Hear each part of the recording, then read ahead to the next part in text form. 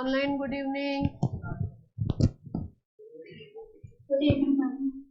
Good evening बच्चे। Last class में क्या दिया था? कुछ लुईस डॉट स्ट्रक्चर बनाने के लिए दिए थे, बना लिए ही आप लोगों ने? बनाए? कोशिश करी? कौन कौन बच्चे ऐसे हैं जिन्होंने नहीं बनाए घर पे? किसने किसने नहीं बनाए? आपने बना लिए? कॉपी में दिखाइए। दिखाना था? नहीं नहीं, मैंने बोला था कॉपी में दिखाना है मेरे को। 1 2 3 4 5 6 नहीं बना क्या है? ऑनलाइन ने बनाए हैं ये स्ट्रक्चर्स? होमवर्क दिया था ना आपको? बना लिए? किसी की आवाज नहीं आ रही है। एक ने बनाए हैं और बाकी बना लिए? क्यों नहीं बनाया? भूल कैसे जाते हो? एक पेज का काम देती हूँ वो भी भूल जाते हो? कैसे?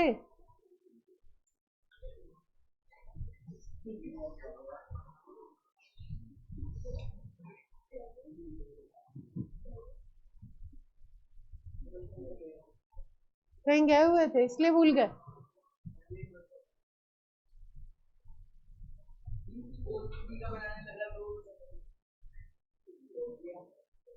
एक नहीं आया तो छोड़ दिया? नेक्स्ट क्लास में सब बना के लाएंगे, सब बना लेंगे तभी मैं बताऊंगी। ये नहीं कि ऐसे नहीं कि मैं ही बताती जाऊं आप कुछ करो ही नहीं घर पे। नया टॉपिक स्टार्ट कर रहे हैं ना?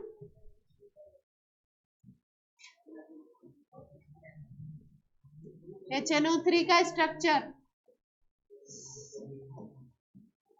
एसिड है तो इसमें O और H के बीच में बॉन्ड जरूर बनाना है ना? एसिड में OH बॉन्ड सुनने में अजीब लग रहा होगा, बेस में हम लोग बोलते हैं OH होता है, लेकिन एसिड में ऑक्सीजन के साथ हाइड्रोजन जरूर जुड़ा होगा। HNO3 का एक मॉलिक्यूल क्योंकि एक ही H+ देता है इसलिए इसके स्ट्रक्चर में एक OH बॉन्ड बनाना है अपने को, है ना? तो कोई भी एसिड जो अगर एक H+ देता है एक मॉलिक्यूल टूटने के बाद तो उसमें इसका मतलब एक OH बॉन्ड होगा। एसिड से वही H+ बाहर निकलता है जो O से जुड़ा हुआ हो। तो इसके स्ट्रक्चर को बनाते वक्त ध्यान रखना है, नाइट्रोजन को सेंटर में रखेंगे, इस तरीके से अपने को रखना है, एटम्स को इस तरीके से प्लेस करना। अब हाइड्रोजन का आपको पता है कि सिंगल बॉन्ड बनाता है हमेशा, तो हाइड्रोजन का बन गया सिंगल बॉन्ड। फिर उसके बाद अगर इस ऑक्सीजन की बात कर लो इधर से तो इसको बना दो डबल बॉन्ड, है ना? अब इस ऑक्सीजन की अगर बात करो तो ऑक्सीजन को 2 बॉन्ड बनाने होते हैं क्योंकि ऑक्सीजन के लास्ट में कितने इलेक्ट्रॉन होते हैं? 6 होते हैं, तो 2 ही इलेक्ट्रॉन चाहिए इसको, तो 2 इसने शेयरिंग कर ली, तो 2 बॉन्ड बना लिया इसने। नाइट्रोजन ने 1 2 3 बना लिए। नाइट्रोजन के आउटर शेल में इलेक्ट्रॉन होते हैं 5, तो नाइट्रोजन को 3 की रिक्वायरमेंट है, 3 बॉन्ड बना चुका है। अभी भी एक ऑक्सीजन बचा हुआ है जो इससे क्या है, जिसने बॉन्ड नहीं बनाए हैं, है ना? तो अगर हम लोग देखें तो इसको बॉन्ड से जोड़ना है अगर, तो या तो इसमें हम बना दें कौन सा बॉन्ड, कोऑर्डिनेट बॉन्ड बना सकते हैं, है ना? क्योंकि इस ऑक्सीजन को तो जोड़ना ही है इस नाइट्रोजन से। या हम लोग ऐसा भी कर सकते हैं कि इस पे एक हम लोग बना दें कोवेलेंट बॉन्ड। अगर इसको कोवेलेंट बॉन्ड बनाओगे तो नाइट्रोजन ध्यान रखना है कि मैक्सिमम कितने बॉन्ड बनाता है? 3 बॉन्ड बनाता है।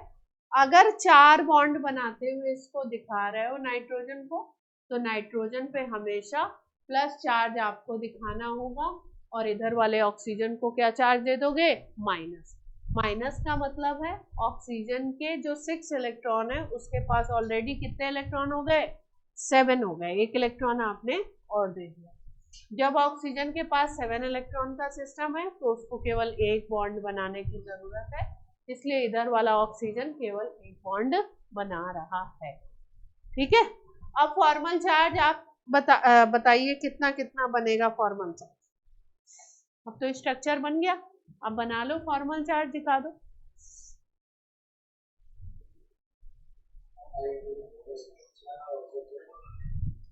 नाइट्रोजन पे +1 और ऑक्सीजन पे -1, और बाकियों पे फॉर्मल चार्ज नहीं आएगा कोई।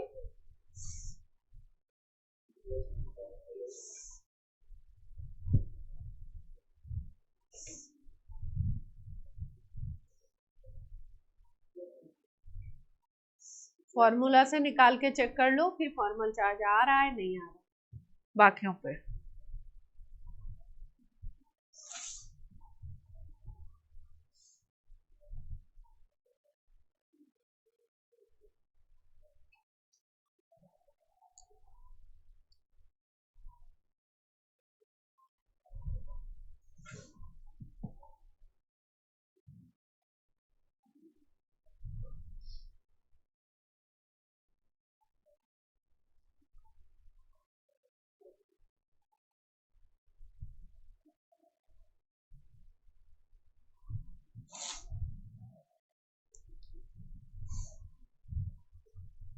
फॉर्मूला से निकाल लिया,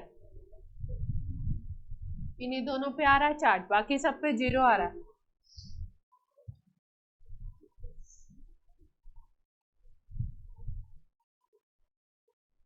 इस पे +1 आ रहा है, इस पे माइनस। जो क्वेश्चन आया था अपना जे में आया हुआ है, 26 का क्वेश्चन है। क्वेश्चन में इस तरीके से स्ट्रक्चर बना हुआ था, इसको फर्स्ट एटम, इसको सेकंड, इसको थर्ड, इसको फोर्थ, इसको फिफ्थ एटम लिखा हुआ था। ऐसे एटम को नंबर दे दिया था और चार्जेस लिखे हुए थे, है ना। तो फॉर्मल चार्ज अगर लिखेंगे एक ऑप्शन में हमें लिखना है, अगर किसी ऑप्शन में, तो फर्स्ट, सेकंड, थर्ड, फोर्थ, इस सीक्वेंस में इन्होंने फॉर्मल चार्ज लिख दिए थे। तो अगर अपन लिखेंगे तो क्या क्या बनेंगे, 0, (0), +1, -1, 0, ये बन जाएगा ऑप्शन अपना। इस तरीके से ऑप्शंस बनाए गए। स्ट्रक्चर दिया हुआ था, उसमें नहीं दिया तो अपन बना लेंगे, इसमें दिया हुआ। इसका मतलब अपने को ये समझ में आ रहा है कि किसी को जितने इलेक्ट्रॉन की रिक्वायरमेंट होती है, अगर उससे ज्यादा इलेक्ट्रॉन है तो पॉजिटिव चार्ज देना पड़ेगा। उससे ज्यादा बॉन्ड अगर दिखाई दे रहे हैं तो पॉजिटिव चार्ज देना पड़ेगा। अगर उससे कम बॉन्ड दिख रहे हैं तो क्या देना पड़ेगा उसको, नेगेटिव चार्ज। जैसे मैंने बताया कि ऑक्सीजन को 2 कोवेलेंट बॉन्ड बनाएगा तो उसकी बात बन जाएगी। नाइट्रोजन अगर 3 कोवेलेंट बॉन्ड बनाएगा तो उसके बाद बन जाएगी 8 हो जाएंगे, है ना। अब यहाँ पे अगर देखो स्ट्रक्चर में, तो नाइट्रोजन ने 1 2 3 4 बॉन्ड बना लिए। कितने की जरूरत वैसे होती है नॉर्मली, इसको 3 इलेक्ट्रॉन की जरूरत होती है। अगर इसने 4 बना लिया तो जो एक्स्ट्रा है वो प्लस चार्ज में आएगा, है ना, प्लस दिखाना पड़ेगा। अब मान लो ऑक्सीजन को कितने बॉन्ड बनाने होते हैं, 2 बनाने होते हैं। इस ऑक्सीजन को अगर ये ऑक्सीजन 2 बना रहा है, ये ऑक्सीजन 2 बना रहा है, जितने चाहिए अगर उतने ही बना रहा है तो फॉर्मल चार्ज क्या होगा, 0। ऑक्सीजन को 2 इलेक्ट्रॉन चाहिए, 2 ही बना रहा है बॉन्ड, तो उस पर फॉर्मल चार्ज क्या आएगा, 0, मतलब कोई चार्ज डेवलप नहीं होगा। इस ऑक्सीजन को देखो, ये राइट हैंड साइड वाले को, फोर्थ ऑक्सीजन को, इसको कितने की रिक्वायरमेंट थी, 2 इलेक्ट्रॉन की रिक्वायरमेंट होती है नॉर्मली, 2 बॉन्ड बनाने की जरूरत होती है। 1 बॉन्ड बना रहा है तो 1 आपको क्या देना पड़ेगा, माइनस चार्ज, ठीक है। तो चाहे फॉर्मूला से कैलकुलेट करें चाहे इस तरीके से, इसका मतलब उसको जितने रिक्वायर्ड है इलेक्ट्रॉन, अगर उससे कम दिख रहे हैं बॉन्ड या उससे ज्यादा दिखाई दे रहे हैं, ज्यादा दिखेंगे तो पॉजिटिव चार्ज, कम दिखेंगे तो नेगेटिव चार्ज, उतना ही यूनिट आपको देना पड़ेगा। क्लियर है बात। चलिए नया टॉपिक स्टार्ट करते हैं आज हम लोग, लैटिस एंथैल्पी। नया टॉपिक डालिए, लैटिस एंथैल्पी।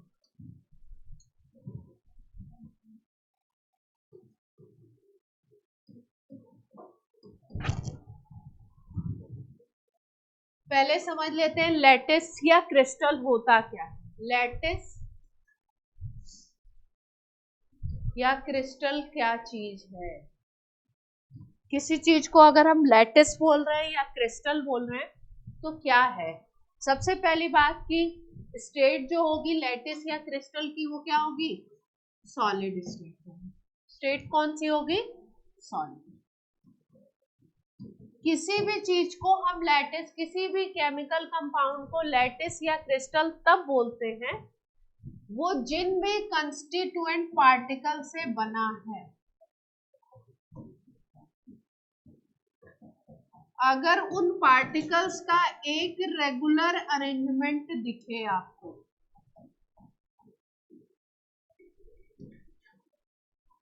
इन 3D, तो उसको हम बोलते हैं क्रिस्टल या लैटिस। जैसे पहले ध्यान से समझ लो, है ना, ये है 12th में, पर ध्यान से समझ लो। जैसे मान लो मैंने बोला कि मेरे पास है NaCl का क्रिस्टल या लैटिस, क्रिस्टल लैटिस एक ही बात है, NaCl का क्रिस्टल या लैटिस, ठीक। अब इसमें ये बना हुआ होगा दो, उससे Na+ से और Cl-, ठीक। अब इस Na+ और Cl- का एक रेगुलर अरेंजमेंट होना चाहिए। रेगुलर अरेंजमेंट का मतलब होता है, जैसे कि मान लो मैं बोलूं कोई चीज A और B से मिलके बनी हुई है, और इसमें मैं देखूं, जैसे मान लो यहाँ पे A+ है, फिर B- आ जाए, फिर A+ आ जाए, फिर B- आ जाए, फिर A+ आ गया, है ना। फिर मैं देखूं यहाँ पे B- आ गया, फिर यहाँ पे A+ आ गया, यहाँ पे A+, B-, A+, B-, इस तरीके का अरेंजमेंट अगर आपको दिखाई दे रहा है, रेगुलरिटी अगर दिखती है ना। और ये मैंने किस पे बनाया, बोर्ड पे बनाया, तो ये 2D में है। अगर 3D में भी हो, क्रिस्टल के अंदर अगर इस तरीके का arrangement A B A B A B A B A B एक रेगुलर पैटर्न दिखाई दे रहा है ना आपको, तो ये रेगुलर पैटर्न 3D में हो। 3D का मतलब मान लो ये एक लेयर है, एक लेयर इसके पीछे ऐसी बनी हो, एक लेयर इसके इधर बनी हुई हो, एक लेयर ऊपर भी इसी तरीके से हो। रेगुलर का मतलब होता है कि अगर किसी पॉइंट से आप बढ़ रहे हो लेफ्ट या राइट में, तो आपको सेम पैटर्न दिखाई दे। रेगुलर अरेंजमेंट का क्या मतलब है, पार्टिकल्स इस तरीके से फिक्स हो, पार्टिकल्स 3D में इस तरीके से अरेंज हो कि अगर आप किसी पॉइंट से, मान लो इस A+ से स्टार्ट करूं, राइट में जा रही हूं, तो एक रेगुलर अरेंजमेंट दिखाई दे, A B A B A B A B A B इस तरीके का दिख रहा है। अगर मैं इधर जा रही हूँ तो एक रेगुलर अरेंजमेंट दिख रहा है, A B A B A B A B, है ना। तो अगर लेफ्ट या राइट में टॉप टू बॉटम में जाएं अगर किसी क्रिस्टल के, इस तरीके का स्ट्रक्चर दिखता है, तो उस सॉलिड स्ट्रक्चर को हम क्या कह सकते हैं, क्रिस्टल या लैटिस। क्लियर हो रही है बात, है ना। क्रिस्टल या लैटिस के अलग अलग स्ट्रक्चर्स होते हैं। जैसे मान लो क्यूब हो गया, है ना। एक चीज और समझ लो, जैसे मान लो ये क्यूब है, ठीक, ये क्यूब है। मान लो मैं बोलती हूँ कि ये किसी मेटल आयन का क्रिस्टल है, किसी मेटल का। अब इस क्यूब में क्या हो, यहाँ पे M+ है, यहाँ पे M+ है, यहाँ पे M+ है, जितने इसके पॉइंट है इन पे M+ है।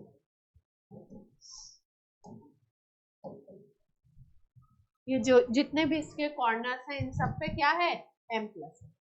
अब मैं बोलूं कि इसके ऊपर भी इसी तरीके से 3D में स्ट्रक्चर होगा, क्रिस्टल में केवल एक यूनिट तो होगी नहीं।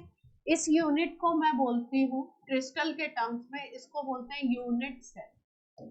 क्या बोला जाता है इसको, यूनिट सेल। यूनिट सेल का मतलब होता है किसी क्रिस्टल लैटिस की वो बेसिक यूनिट जिसको 3D में रिपीट करने पे, 3D में रिपीट करने मतलब लेफ्ट में रिपीट करो, राइट में रिपीट करो, टॉप टू बॉटम सब में, ऊपर नीचे सब तरफ अगर ऐसे ही क्यूब लगा दो आप, तो ये जो स्ट्रक्चर बनेगा उसको क्या बोलोगे आप, क्रिस्टल। क्यों, क्योंकि अगर इधर से इधर जा रहे हो तो m प्लस एक सेम डिस्टेंस पे आपको मिलेंगे। टॉप टू बॉटम भी आओगे तो m plus M plus M plus M plus, है ना। मतलब क्रिस्टल जो है वो इस तरीके का स्ट्रक्चर है जिसमें कंस्टिट्यूएंट पार्टिकल एक फिक्स डिस्टेंस पे होते हैं। किसी भी तरफ से आप लेफ्ट टू राइट जाओ, टॉप टू बॉटम आओ, तो एक आपको रेगुलर अरेंजमेंट मिलता है। जैसे मान लो कि क्रिस्टल को इस तरीके से समझ लो, जैसे आपने कई सारी वो मैचेस की डिब्बियां ले ली, उनको ऊपर नीचे आप रख दो, है ना, एक के ऊपर एक ऐसे करके। मान लो 4 इस लाइन में लगा दिया आपने, 4 इस तरीके से, 4 एक के ऊपर एक रख दीजिए, तो जो अरेंजमेंट बनेगा उसको आप क्या कह सकते हो, क्रिस्टल कह सकते हो। ये जो यूनिट सेल है, ये एक यूनिट सेल है। इस एक यूनिट सेल से पूरा क्रिस्टल नहीं बनता, हजारों लाखों की संख्या में ये यूनिट सेल लेफ्ट में, राइट में, ऊपर नीचे लगे हुए होते, उस पूरे सिस्टम को हम कहते हैं क्रिस्टल या लैटिस। ठीक, अभी मोटी मोटी बात ये समझनी है कि ये क्रिस्टल जो है वो सॉलिड स्टेट में है, सॉलिड है, और क्रिस्टल की बेसिक प्रॉपर्टी होती है, क्रिस्टल कैसा होता है, हार्ड। ठीक, अब इस क्रिस्टल या लैटिस की हम लोग पढ़ने जा रहे हैं लैटिस एंथैल्पी। इस क्रिस्टल के बारे में पूरी जो डिटेल है वो 12th क्लास में सॉलिड स्टेट चैप्टर में पढ़ने वाले। तो क्रिस्टल का स्ट्रक्चर यहाँ पे हमें नहीं पढ़ना है, हमें बस बता दिया जाए क्रिस्टल किसका है, NaCl का है, MgO का है, MgCl2 का है, किसका है। इसकी लैटिस एंथैल्पी हम कैलकुलेट करने जा रहे हैं और समझने जा रहे हैं लैटिस एंथैल्पी क्या होती। ठीक, इसलिए मैंने आपको क्रिस्टल बोल समझाया कि होता क्या। यूनिट सेल किसी से भी मिलके, जैसे मान लो मैंने बोला कि कोई मेटल का है, तो मेटल में तो मेटल का आयन होगा M plus M plus M plus, जो भी चार्ज हो, M+2 भी हो सकता है।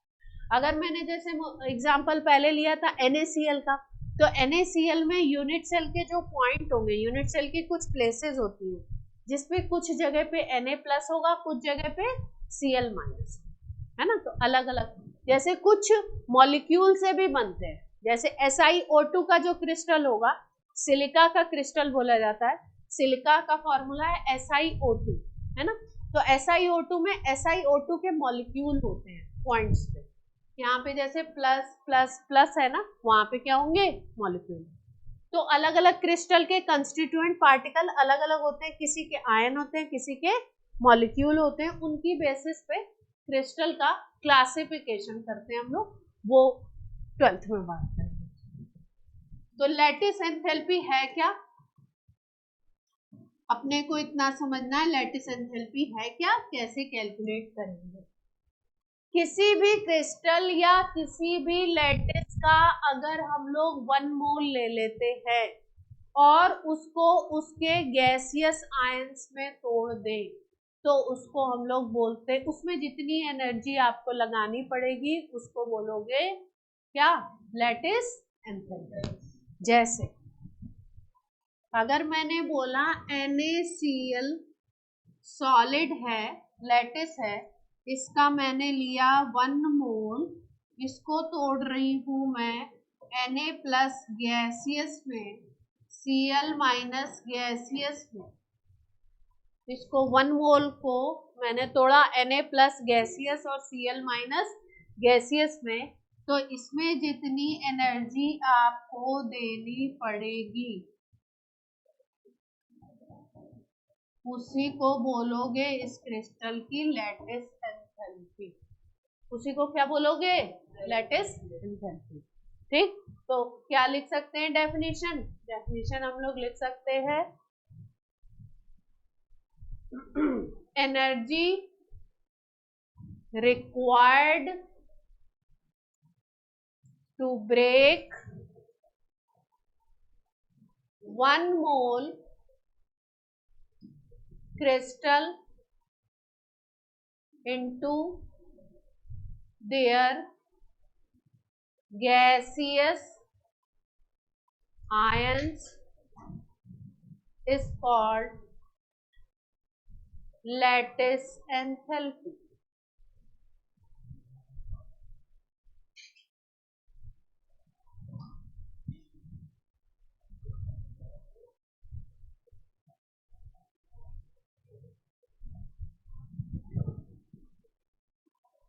1 मोल क्रिस्टल को उसके गैसियस आयंस में तोड़ने के लिए जितनी एनर्जी देनी पड़ेगी उसको बोलोगे लैटिस एंथैल्पी।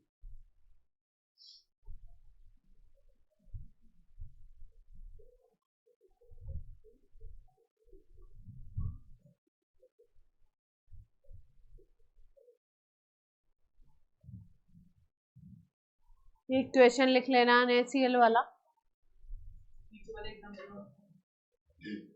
पीछे वाले एग्जाम्पल में क्या लिखना?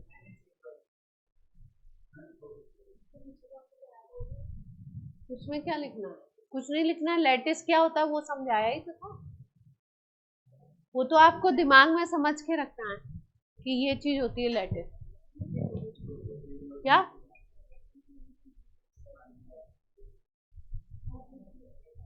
कौन ब्रेक होता है? पूरा क्रिस्टल ब्रेक होगा।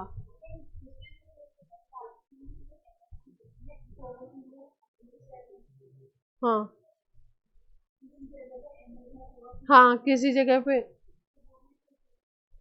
हाँ सब ब्रेक होगा। मान लो क्रिस्टल में 1000 NaCl यूनिट है, ठीक है? तो पूरा क्रिस्टल ब्रेक करेंगे, देखेंगे कितनी एनर्जी लगेगी। अब अगर 1000 यूनिट में मान लो 100 किलो जूल लग रही है, तो एक यूनिट में कितनी लगेगी? 100/1000 हो जाएगी। उसके हिसाब से कैलकुलेट कर लेंगे।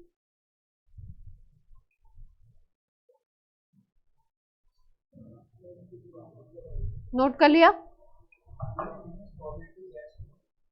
हाँ, ये ध्यान रखना है, solid to gaseous, solid to gaseous. इसको अपोजिट वे में भी हम लोग कह सकते हैं। इसी बात को अपोजिट वे में कैसे कह सकते हैं? और करके लिखिए दूसरी डेफिनेशन। अगर कोई गैसियस आयंस हैं और उनसे आप बनाते हो किसी क्रिस्टल का 1 मोल, तो उसमें जितनी एनर्जी रिलीज होगी, जब क्रिस्टल बनेगा तो उसमें एनर्जी बाहर निकलेगी। सॉलिड बनता है तो उसमें एनर्जी बाहर निकलती है ना? तो वो एनर्जी होगी लैटिस एंथैल्पी। दोनों तरीके से डेफिनेशन दे सकते हैं। तो इसमें कैसे लिख सकते हैं? इस इक्वेशन के हिसाब से कैसे लिख सकते हैं अपन कि it is evolved energy when 1 mole crystal is formed from their gaseous ions। किसी क्रिस्टल के जो भी गैसियस आयंस हैं उनसे अगर 1 मोल क्रिस्टल बनता है तो उसमें जितनी एनर्जी रिलीज होगी उसको क्या बोलोगे? उसको बोलोगे लैटिस एंथैल्पी। दोनों तरीके से बोल सकते हैं।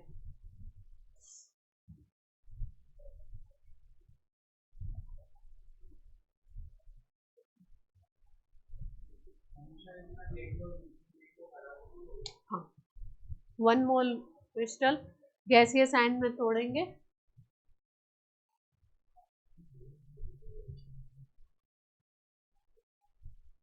तभी तो और करके डेफिनेशन लिखवा सकते हैं। नोट कर लिया?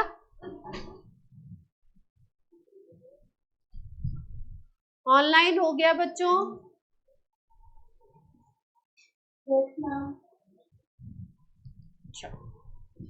अब ये तो हो गई लैटिस एंथैल्पी की डेफिनेशन।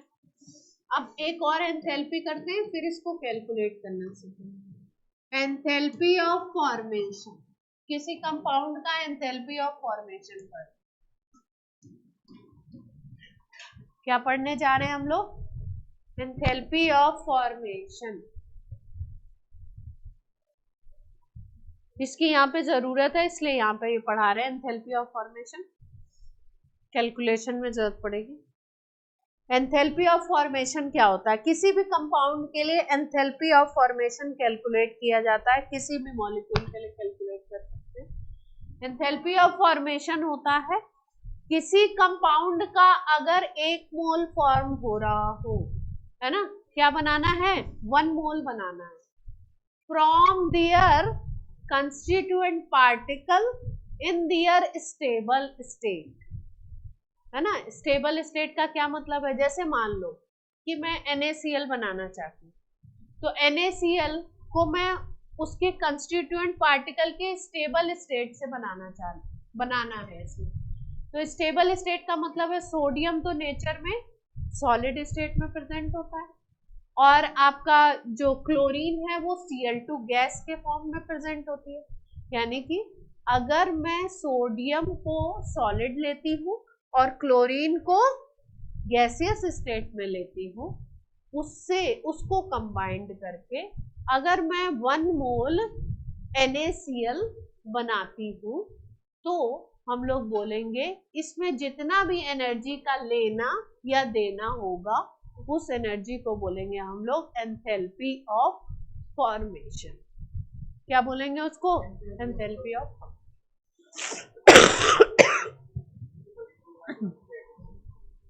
नहीं अभी बता रहे हैं, डिफरेंस बता रहे हैं। जैसे मान लो एंथैल्पी ऑफ फॉर्मेशन को दूसरे तरीके से भी समझो। जैसे मान लो मैंने बोला कि मुझे बनाना है MgO बनाना है।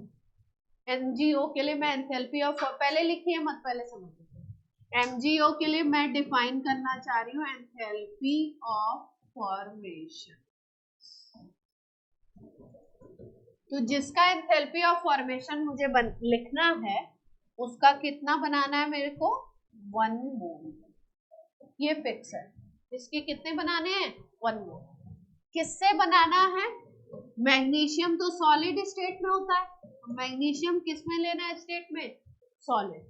ऑक्सीजन जो होता है वो गैसियस स्टेट में होता है, O2। तो इसको ले लेंगे हम लोग हाफ। इसका मतलब क्या हुआ, मैग्नीशियम ऑक्साइड का अगर एंथैल्पी ऑफ फॉर्मेशन का इक्वेशन लिखना है, तो मैग्नीशियम ऑक्साइड 1 मोल बनाना है। किससे बनाना है, magnesium in solid state, oxygen in gaseous state. इसको कंबाइंड करके अगर MgO का 1 मोल बनाते हो, तो जितनी भी एनर्जी आपकी रिलीज होगी उसको बोलोगे enthalpy of formation of MgO। जैसे अगर मैं ये NaCl के लिए लिखना चाहती हूँ, Na सॉलिड स्टेट में होता है, Cl किस स्टेट से मिलेगा, Cl2 से मिलेगा गैसियस स्टेट में। तो यहाँ पे क्या बनेगा, NaCl का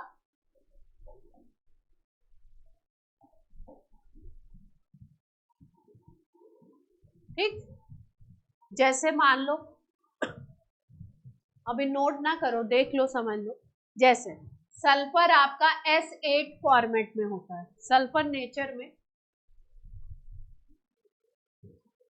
S8 फॉर्मेट में होता है ना, ये इसकी मोस्ट स्टेबल स्टेट बोली जाती है। अब मान लो मुझे लिखना है equation enthalpy of formation of SO2, तो SO2 कैसे बनेगा, SO2 में दिख रहा है आपको सल्फर का, आपको एक एटम लेना है, ऑक्सीजन के कितने लेने हैं, 2 लेने। ऑक्सीजन किस स्टेट में होगी, ऑक्सीजन तो नेचर में O2 में मिलेगी, और सल्फर किस में मिलेगा, S8 में। अपने को सल्फर का कितना एटम चाहिए, एक ही चाहिए। यहाँ से अगर 1 मोल लेते हो इसका, तो S8 मिलेगा। तो यहाँ पे क्या लिख देंगे हम लोग, 1/8 S8। ये क्या है, सॉलिड, ये क्या है, गैस। इसका क्या बनाना है हमको, इसमें जो भी एनर्जी का लेना या देना होगा उसको क्या बोलोगे आप, enthalpy of formation of that compound. Enthalpy of formation of that compound. वहां पे अगर आप ध्यान दो तो हमने क्या बोला था, लैटिस एंथैल्पी, और इसमें डिफरेंस यही है, लैटिस एंथैल्पी में गैसियस आयंस ही हैं। ये स्टेट कौन सी लेनी है, गैसियस। गैसियस से 1 मोल सॉलिड बनाना है, क्रिस्टल बनाना है। यहाँ पे क्या है, यहाँ पे आपका जिस भी स्टेट में वो एलिमेंट है जिसमें वो नेचर में सबसे ज्यादा स्टेबल स्टेट में प्रेजेंट होता है। जैसे मैं कार्बन की बात करूंगी तो कार्बन के कई सारे एलोट्रॉप्स होते हैं, ग्रेफाइट होगा, फुलरीन होगा, डायमंड होगा, लेकिन सबसे ज्यादा जो स्टेबल होता है वो ग्रेफाइट होता है ना। तो अगर मैं एंथैल्पी ऑफ फॉर्मेशन लिखूंगी CO2 के लिए तो कुछ इस तरीके से लिखूंगी, कार्बन, इसके नीचे मुझे लिखना पड़ेगा कौन सी स्टेट है, ग्रेफाइट, प्लस O2, ये गैस है, ये सॉलिड है, गैस बनेगी। क्लियर हो रही है बात? अभी अब कॉन्सेप्ट क्लियर हुआ एंथैल्पी ऑफ फॉर्मेशन का। लैटिस एंथैल्पी में आयंस गैसियस ही लेने हैं, यहाँ पे जो जिस स्टेट में नेचर में प्रेजेंट होता है वही लेना है अपने, ठीक। तो इसकी डेफिनेशन लिखेंगे छोटी सी, इक्वेशन लिख लो, चाहे तो इक्वेशन लिख लो फिर लिखवा देते हो छोटी सी डेफिनेशन, इजी।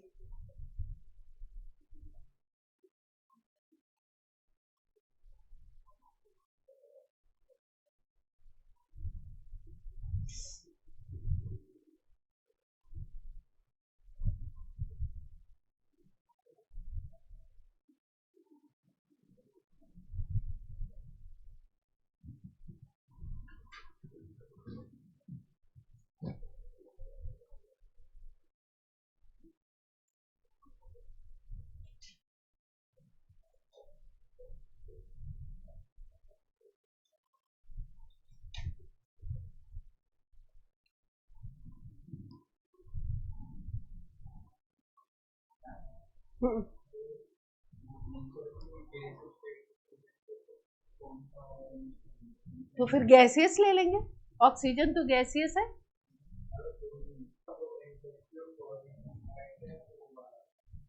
क्या वो अकॉर्डिंग टू क्वेश्चन क्या पूछा गया, इसका क्या यूज अभी बताती हूँ मैं, इसको क्यों बताया मैंने। ये टर्म हम लोग सीखते हैं थर्मोडायनेमिक्स में, उस चैप्टर में। थर्मोडायनेमिक्स दो पार्ट में, एक है पार्ट डायनेमिक्स, एक है थर्मोकेमिस्ट्री। तो थर्मोकेमिस्ट्री में ये सीखते हैं हम लोग, पर यहाँ पे क्यों बताया, ये नोट कर लिए इक्वेशंस।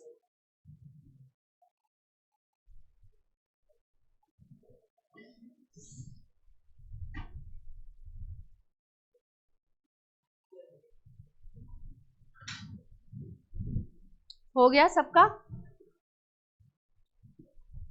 छोटी सी डेफिनेशन ले लिख लो, it is heat change involved in formation of 1 mole compound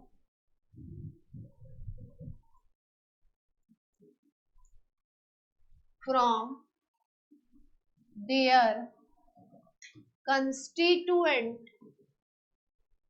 elements in their pure state or most stable state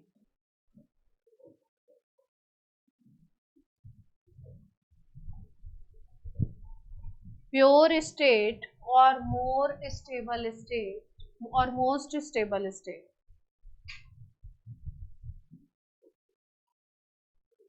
वो एलिमेंट नेचर में जिस स्टेट में स्टेबल प्रेजेंट होता है उस फॉर्मेट से आपको कंपाउंड का 1 मोल बनाना है, उसमें जितना भी हीट लेना या देना होगा उसको बोलेंगे एंथैल्पी ऑफ फॉर्मेशन।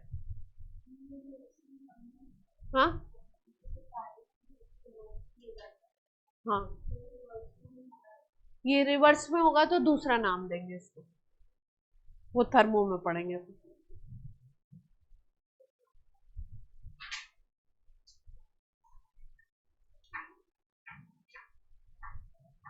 एग्जाम्पल तो लिख ही लिए थे आपने, है ना। अब हम लोग सीखेंगे calculation of lattice enthalpy. Heading डालिए कैलकुलेशन ऑफ लैटिस एंथैल्पी, कैसे कैलकुलेट करना है। इस समय कम आ रहा है लेकिन पहले ये टॉपिक आता था, चैप्टर में है तो आपने सीखना तो है ही। कैलकुलेशन ऑफ लैटिस एंथैल्पी,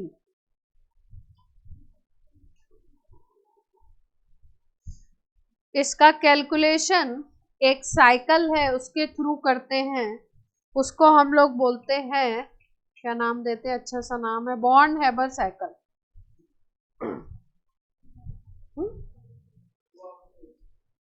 ये कौन है जो ऐसे घबरा रहा है नाम से, कहाँ गई?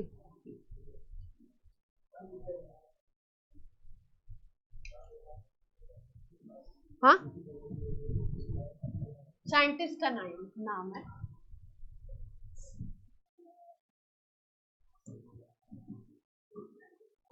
कैलकुलेशन ऑफ लैटिस एंथैल्पी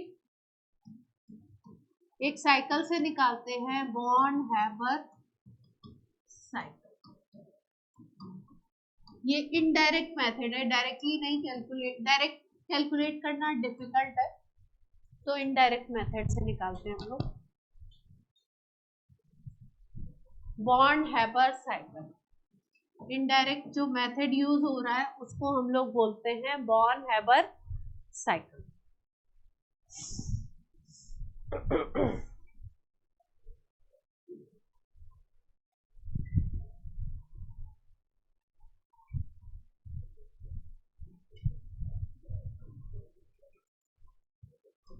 अलग अलग कंपाउंड के लिए अलग अलग साइकिल बनेगी। हम लोग एग्जांपल ले रहे हैं NaCl, बॉर्न हैबर साइकिल बनाने जा रहे हैं, किसके लिए? NaCl। अगर NaCl के लिए एंथैल्पी ऑफ फॉर्मेशन हम लिखना चाहते हैं तो कैसे लिखेंगे? Na solid plus half Cl2 gas, ये बनाएगा NaCl का, ये बना लेगा NaCl का 1 मोल। इसको हम लोग क्या नाम देंगे? Enthalpy of formation. Delta HF से डिनोट करते हैं एंथैल्पी ऑफ फॉर्मेशन। ये लिख लीजिए एक इक्वेशन।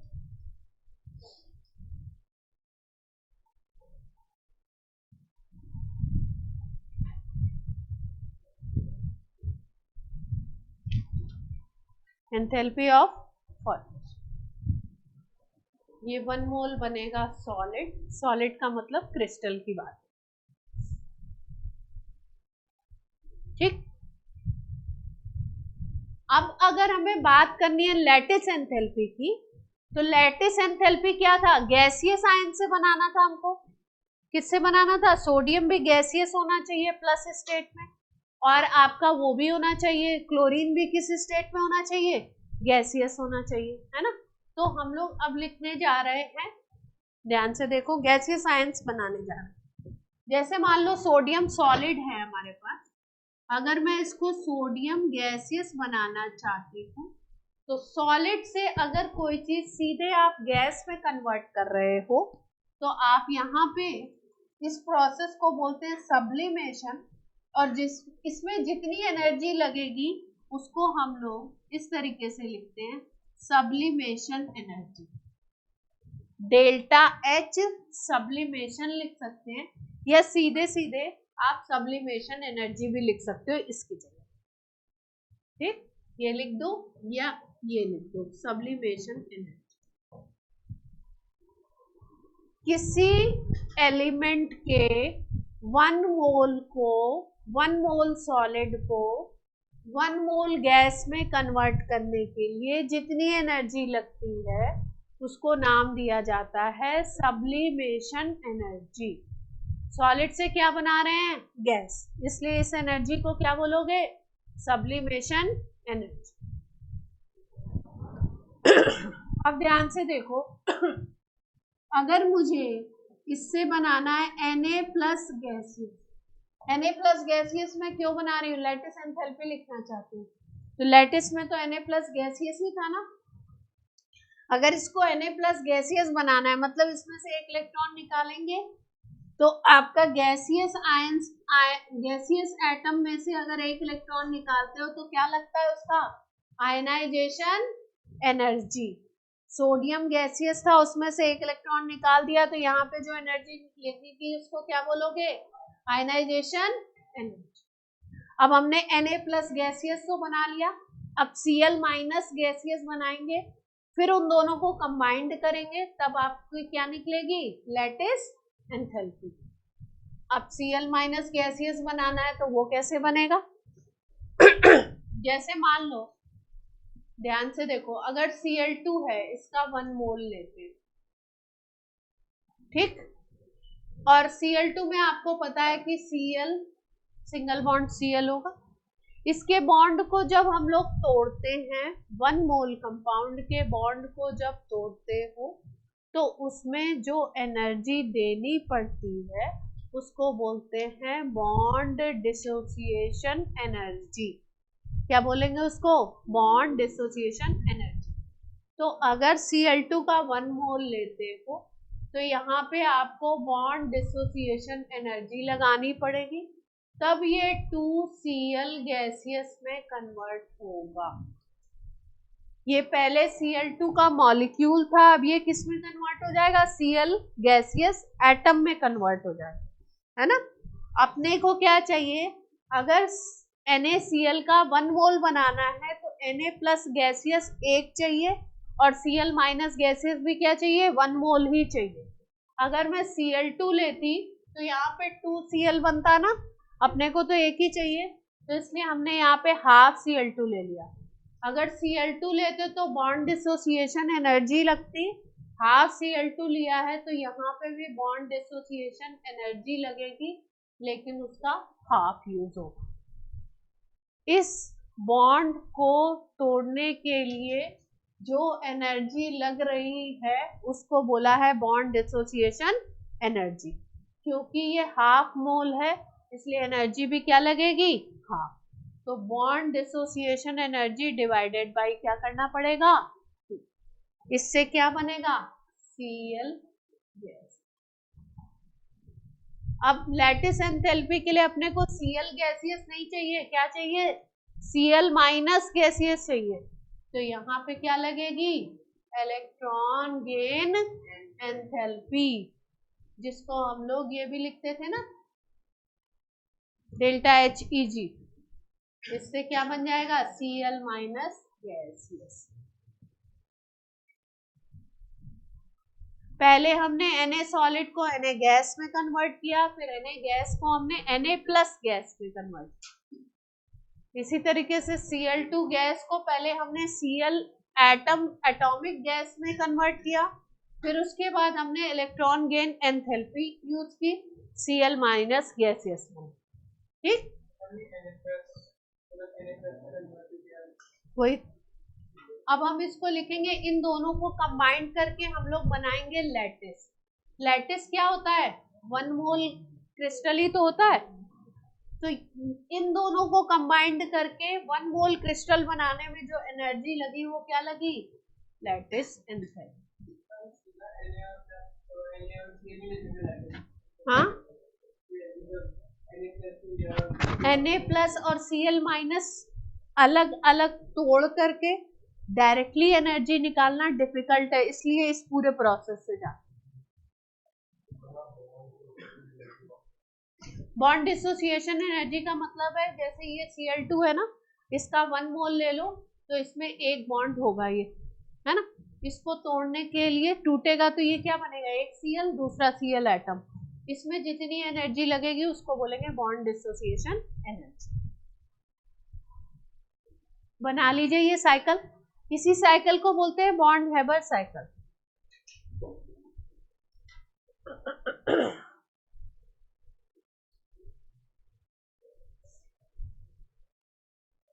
एक बार साइकिल बनाइए, फिर इससे कैसे कैलकुलेट करेंगे।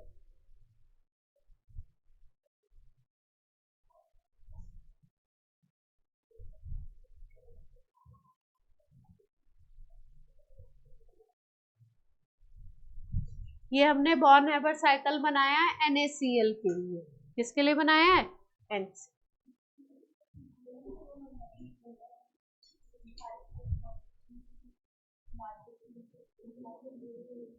सब कुछ दिया हुआ होगा, लैटिस एंथैल्पी के अलावा आपको क्वेश्चन में सब कुछ गिवन होगा, सारा डेटा, तभी कैलकुलेट कर पाओगे।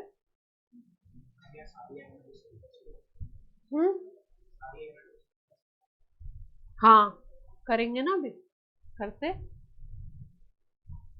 अरे चलो, साइकिल बना लिया सबने ना। अब देखो ध्यान से, एक चीज समझ लो, फिर इसको सम अप करती हूँ। अब लिखना नहीं, दूसरी चीज समझो। कोई भी प्रोसेस, मान लो मैं बोलती हूँ P से जा रहे हैं Q पे, Q से जा रहे हैं R पे, R से जा रहे हैं S पे। नोट नहीं करना, समझो। मान लो कोई कंपाउंड है P, P से बन रहा है Q, Q से बन रहा है R, R से बन रहा है S। यहाँ पे एनर्जी मान लो लग रही है Q1, यहाँ पे एनर्जी लग रही है Q2, यहाँ पे एनर्जी लग रही है Q3। P से जा रहे हैं S पे, 3 स्टेप में प्रोसेस करा हमने। P से Q पे गए, Q से R पे गए, R से क्या बना है? S। ठीक, 3 स्टेप में रिएक्शन हुआ। एक में एनर्जी लग रही Q1, दूसरे में एनर्जी लगी Q2, तीसरे में प्रोसेस में एनर्जी लगी Q3। ठीक, अगर हम P से कोई प्रोसेस ऐसा हो जिससे P से सीधे S बना ले, अभी ये कैसे बनाया हमने? पहले Q बनाया, फिर Q से R बना, फिर R से S बना। अगर कोई प्रोसेस ऐसा हो जिसमें हम P से सीधे S बना ले, तो यहाँ पे अगर एनर्जी Q लगती है, तो ये थर्मोडायनेमिक्स का एक रूल है, थर्मोकेमिस्ट्री का, हेस लॉ बोलते हैं इसको। इसमें कोई भी प्रोसेस सिंगल स्टेप में हो या मल्टीपल स्टेप में हो, total energy will be same. इसका मतलब Q1 plus Q2 plus Q3 is equal to होगा Q। कोई प्रोसेस P से जाना है S पे, अपना गोल ये है। कोई भी प्रोसेस 3 स्टेप में हो, 4 में हो, 5 में हो, 2 में हो, या एक सिंगल स्टेप में हो, जितना एनर्जी का लेना देना होगा वो टोटल एनर्जी मल्टीपल स्टेप में और इक्वल टू आ जाएगी सिंगल स्टेप। क्लियर है बात? ये पॉइंट समझ में आ रहा है? ये पॉइंट है आपका, इसको भी हम अभी तो नहीं, इसको बोलते हैं हेस लॉ। क्या बोलते हैं इसको? हेस लॉ। थर्मोडायनेमिक्स में पढ़ते हैं कि कोई भी रिएक्शन अगर सिंगल स्टेप में हो रहा है या मल्टीपल स्टेप में हो रहा है, तो मल्टीपल स्टेप की total energy is equal to single step की एनर्जी। हाँ, सिंबॉलिकली तो बना लो, डेफिनेशन वगैरह तो थर्मो में आएगी, सिंबॉलिक तो बना लो। अब क्योंकि सीख रहे हैं तो सीख ही लें। हेस लॉ बोलते हैं। हेस साइंटिस्ट का नेम है, इनके मम्मी पापा ने रखा है, मैंने नहीं। हेस लॉ।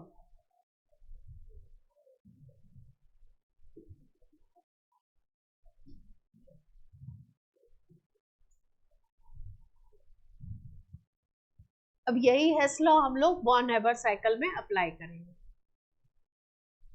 इसलिए पहले आपको हेस लॉ बता दिया।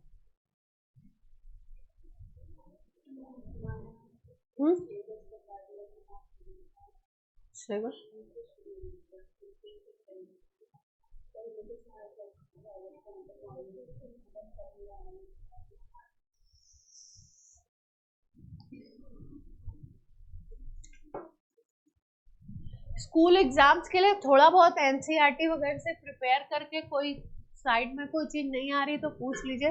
बाकी क्या होता है कि स्कूल के हिसाब से चलना थोड़ा सा नहीं, मतलब बहुत ही मुश्किल होता है, क्योंकि अलग, एक तो अलग अलग स्कूल के बच्चे हैं, किसी एक का पैटर्न मैं फॉलो नहीं कर सकती। दूसरा, जैसे मान लो यहाँ पे चैप्टर चलेगा कोई 15 दिन, 20 दिन, 1 महीने, वहाँ पे चैप्टर 4-6 क्लासेस में खत्म हो जाता है, तो अपन को तो पूरा कंटेंट कवर करना पड़ता है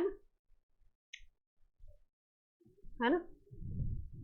तो स्कूल एग्जाम को थोड़ा अपने लेवल पे मैनेज करेंगे।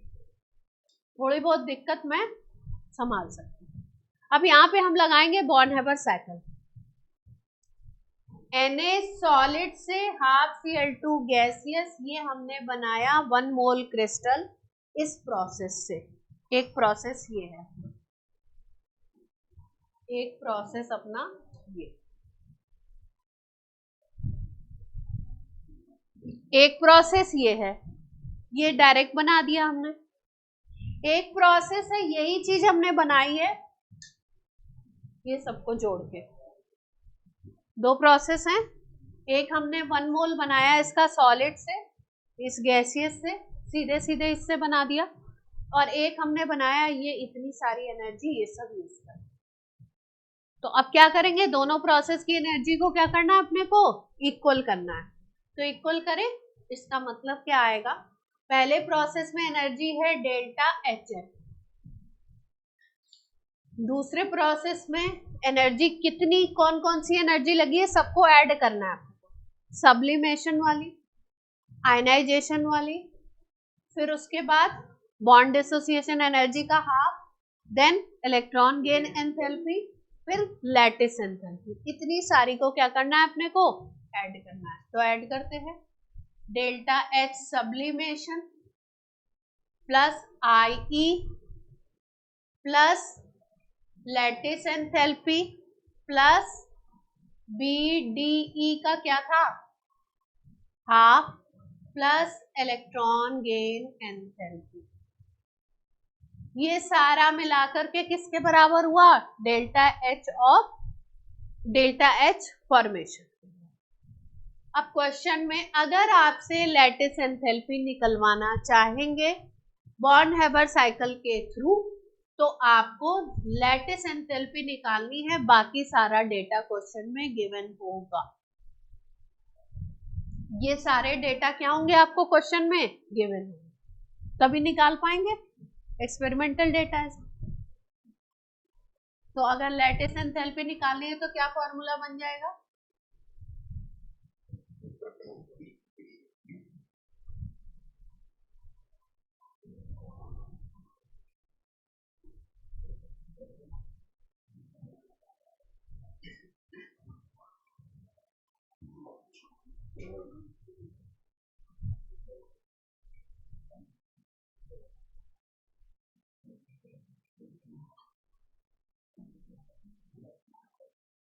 यही बनेगा ना, डेल्टा एच फॉर्मेशन में सब चीजें माइनस हो जाएंगी, सब्लिमेशन माइनस करो, आईई माइनस करो, bond association energy divided by 2 minus करो, इलेक्ट्रॉन गेन एंथैल्पी माइनस करो, सबको अपने अपने साइन के साथ रखना पड़ेगा। जैसे आयनाइजेशन एनर्जी इन जनरली आप देते हो बाहर से, तो आयनाइजेशन एनर्जी आप किस में लोगे, पॉजिटिव में या नेगेटिव में,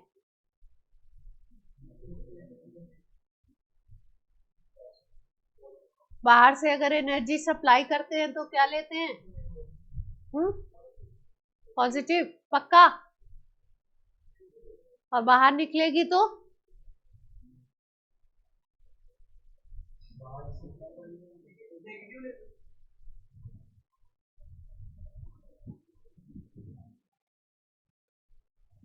ये नोट कर लिया, तो आगे बता दो।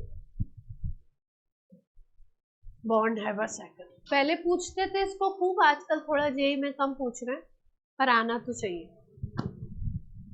अब एक और दूसरा मैं कंपाउंड आपको दूंगी, आपको बॉर्न-हैबर साइकिल बनाना है। स्टेप समझ गए ना आप कैसे कैसे बनाना है। तो अब अगला एग्जांपल लेंगे हम लोग, सबने नोट कर लिया,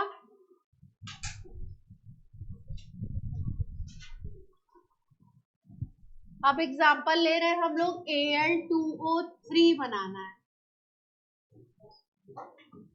इसका 1 मोल बनाना है। इसके लिए बॉर्न-हैबर साइकिल आपको लिखनी है। एल्यूमिनियम नेचर में सॉलिड स्टेट में होता है, ऑक्सीजन O2 में। इसके लिए बॉर्न-हैबर साइकिल लिखना है आपको, बनाना है पूरा, जैसे NaCl के लिए बनाया था।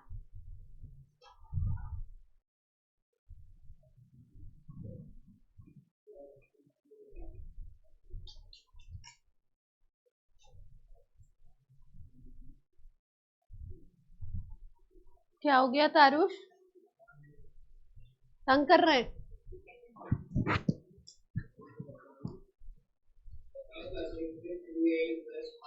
परमजोत 1 मिनट रुको आप, मतलब बाकी क्लास वाले भी कर लें एक बार।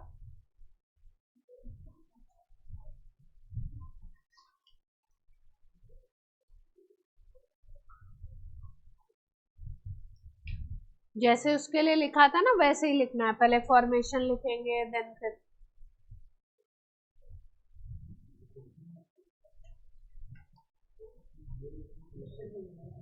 Al2O3 सॉलिड के लिए लिखना है, पूरी साइकिल बनानी है।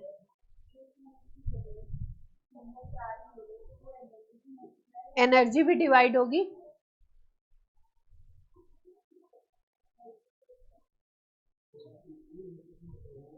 अगर ज्यादा लेने हैं तो मल्टीप्लाई होगी।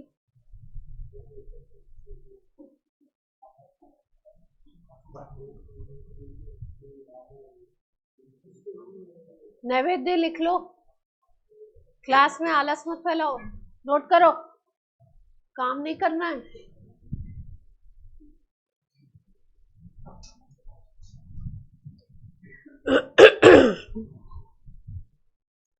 जब तक अपना दिमाग नहीं चलाएंगे, हमेशा सोचेंगे कि पता पकाया खाने को मिल जाए, तो नया कुछ भी क्रिएटिव नहीं कर पाएंगे।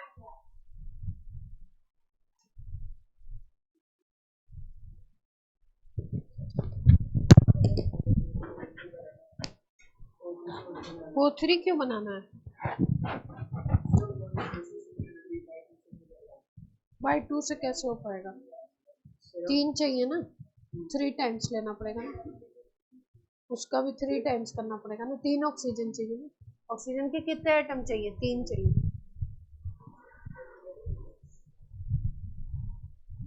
क्या कर रहे हो?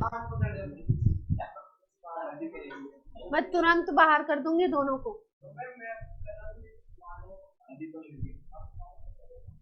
मैं दोनों को बाहर करूंगी। मैं ये सेकंड तुम लोग को चेतावनी दे रही हूँ, दोनों को एक साथ मत बैठा करो दोनों, कहीं भी जाओ लेकिन शैतानी अगर हुई बाहर।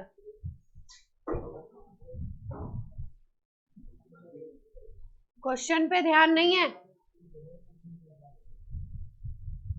ऑनलाइन में किसका किसका हो गया?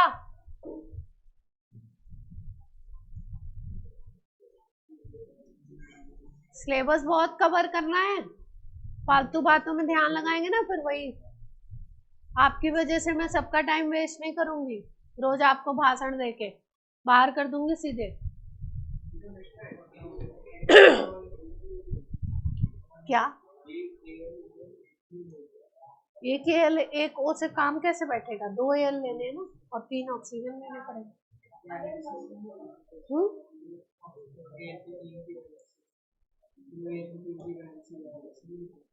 हाँ 3 की वैलेंसी है तो एल पे आपको लेना पड़ेगा IE1 IE2 IE3, तीनों लेनी पड़ेंगी ना।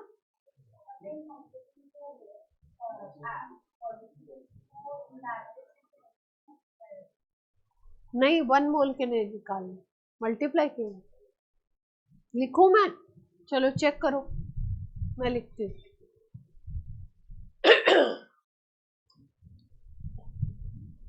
एल्यूमिनियम किस स्टेट में होगा? सॉलिड स्टेट में है। अपने को बनाना है क्या? Al2O3 का सॉलिड का क्या बनाना है? 1 मोल बनाना है, यही तो बनाना है, 1 मोल बनाना है। फॉर्मेशन में क्या लिखते हैं हम लोग? फॉर्मेशन में नेचुरल स्टेट से लेते हैं, तो यहाँ पे क्या लेना पड़ेगा आपको? 2Al सॉलिड लेना पड़ेगा, 2 मोल लेने पड़ेंगे ना Al के, तभी तो बन पाएगा Al2O3। और यहाँ पे ऑक्सीजन 3 चाहिए, ऑक्सीजन तो O2 के फॉर्मेट में ही होता है, तो यहाँ पे लेना पड़ेगा 3/2। अगर ऑक्सीजन 3/2 O2 लोगे तो 3 ऑक्सीजन मिल जाएंगे ना। बात क्लियर है क्या? नहीं हो रही तो बोलो। ऑक्सीजन के कितने एटम चाहिए? इसको 1 मोल बनाना है अगर तो यहाँ पे ऑक्सीजन के एटम कितने चाहिए, 3 चाहिए। ये बना किससे रहे हैं अपन, O2 से ही बना रहे हैं, तो O2 से बनाओगे तो ये 3/2 O2 लेनी पड़ेगी ना, तभी तो ऑक्सीजन के 3 एटम बनेंगे।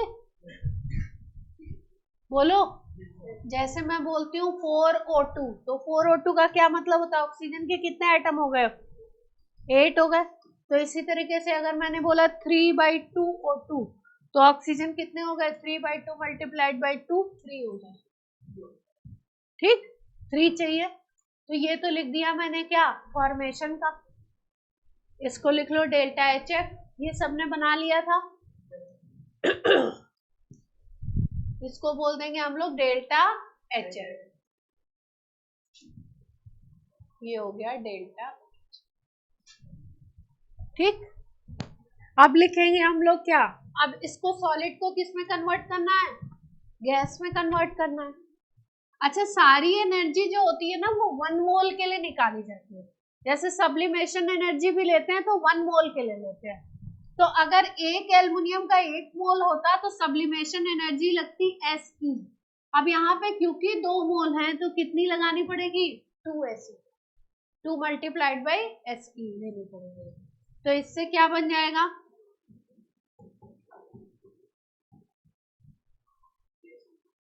क्लियर है बात। अब Al2O3 क्योंकि Al+3 बनाता है, Al2O3 को जब तोड़ोगे ना तो Al+3 आयन बनता है। इसका जो आयन बनेगा वो कैसा बनेगा, +3 वाला। तो +3 वाला अगर बनाना है तो इसमें क्या होगा, पहले एक इलेक्ट्रॉन निकलेगा, फिर दूसरा निकलेगा, फिर तीसरा निकलेगा, यानी कि आयनाइजेशन एनर्जी लेनी पड़ेगी। आप क्या लेनी पड़ेगी, आयनाइजेशन एनर्जी लेनी पड़ेगी। तो आयनाइजेशन एनर्जी लेनी है आपको, तो IE1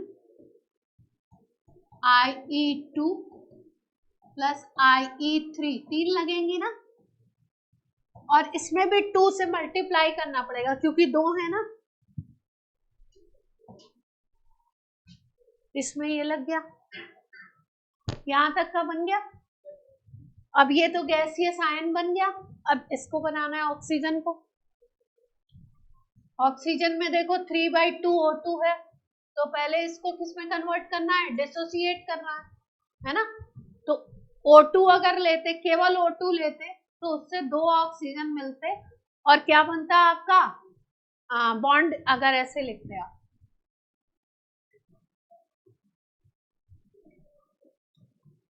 तो यहाँ पे लगती बॉन्ड डिसोसिएशन एनर्जी। ठीक, अब यहाँ पे हमने O2 कितने लिए, 3/2, तो उसी हिसाब से बॉन्ड डिसोसिएशन एनर्जी भी। तो यहां से मिल जाएगा 3 ऑक्सीजन। ऑक्सीजन के 3 एटम, बॉन्ड टूटेगा ना, मॉलिक्यूल टूटेगा तो एटम बनता है। तो ऑक्सीजन के कितने बन गए, 3 मोल गैसियस एटम बन गए। अब इसमें क्या लेना है आपको, क्या लगाना है, इलेक्ट्रॉन गेन एंथैल्पी। ठीक, अब Al2O3 जो बनता है वो Al+3 और O-2 ऑक्साइड है ना, तो इस पे -2 का चार्ज होगा। तो -2 का मतलब है कि इलेक्ट्रॉन गेन, 2 इलेक्ट्रॉन गेन हुए, तो इलेक्ट्रॉन गेन एंथैल्पी भी कौन कौन सी लेनी पड़ेगी, कौन कौन सी लेनी पड़ेगी, Eg1 और Eg,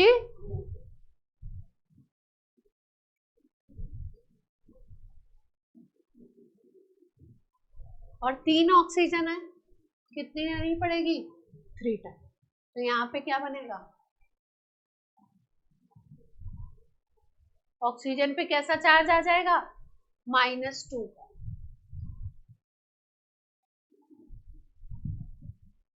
क्लियर है बात।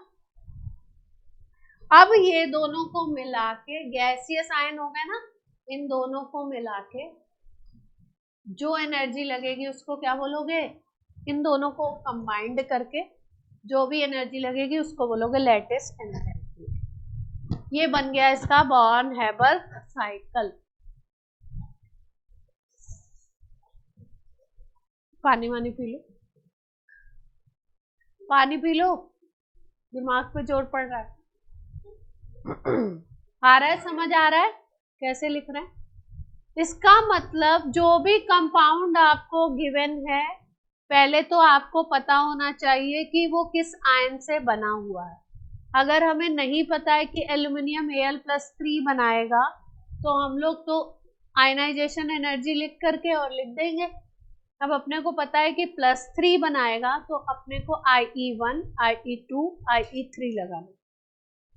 ऑक्साइड बन रहा है तो ऑक्साइड होता है O-2। -2 का मतलब है कि 2 इलेक्ट्रॉन गेन करने हैं उसको, तो वहां पे हमने electron gain enthalpy 1 and electron gain enthalpy 2 लिखी।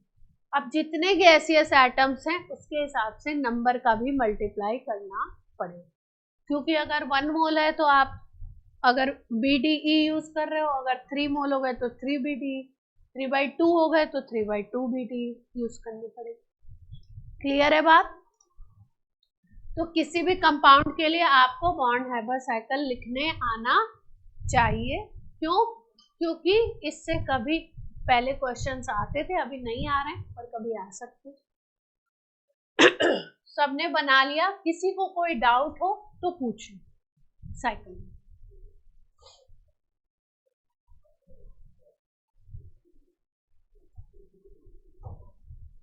अगर मैं बोल दूं MgO बनाना है तो आयनाइजेशन एनर्जी कितनी लगेगी? IE1, IE2, IE3 कितनी लगेगी? सारी लगेगी, 1, 2, 3 कितनी लगेगी? MgO बनाना है तो 2 लगेगी, क्योंकि MgO बनता है Mg+2 और O-2 से, तो आयनाइजेशन लगेगा IE1, IE2, +2 का चार्ज है तो IE1, IE2। O के ऊपर -2 का चार्ज है तो electron gain enthalpy 1, electron gain enthalpy 2। Clear है बात?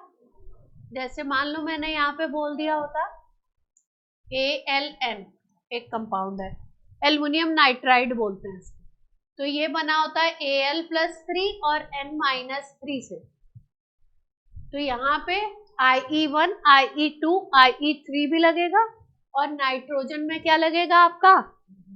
EgE1, EgE2, EgE3 तीनों लगेंगे।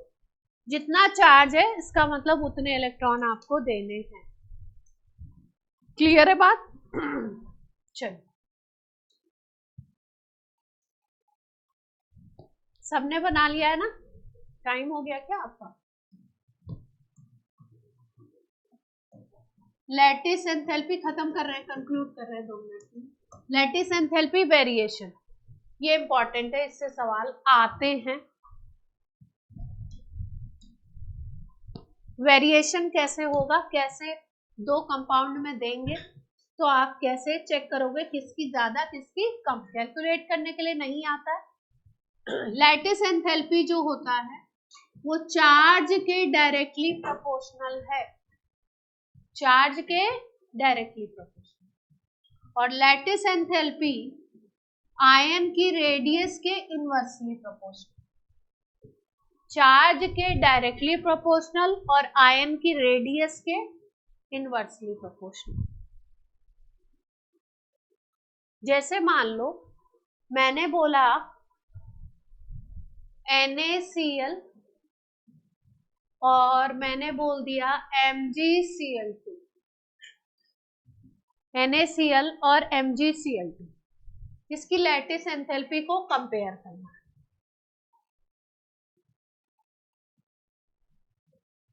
ध्यान से देखना, कंपेयर करते वक्त जो आयन कॉमन है उसको भूल जाना है। इसमें भी Cl- बनेगा, इसमें भी Cl- बनेगा, तो इसको भूल जाओ। Cl- को क्या करना है? भूल जाना है। कंपेयर किससे करना है? अब जो डिफरेंट फैक्टर है, तो ये बना हुआ है Na+ से और ये बना हुआ है Mg+2 से, उससे फर्क नहीं है। ये बना हुआ है Na+ से और ये बना हुआ है Mg+2 से, ठीक? तो अगर चार्ज देखो तो चार्ज में कौन डोमिनेट कर रहा है? अगर चार्ज बोलूं तो Mg+2 का ज्यादा है, तो लैटिस एंथैल्पी भी किसकी ज्यादा हो जाएगी? MgCl2 की लैटिस एंथैल्पी ज्यादा होगी।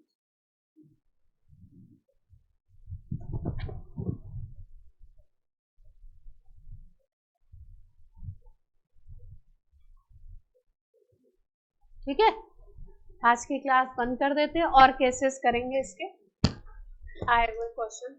हाँ,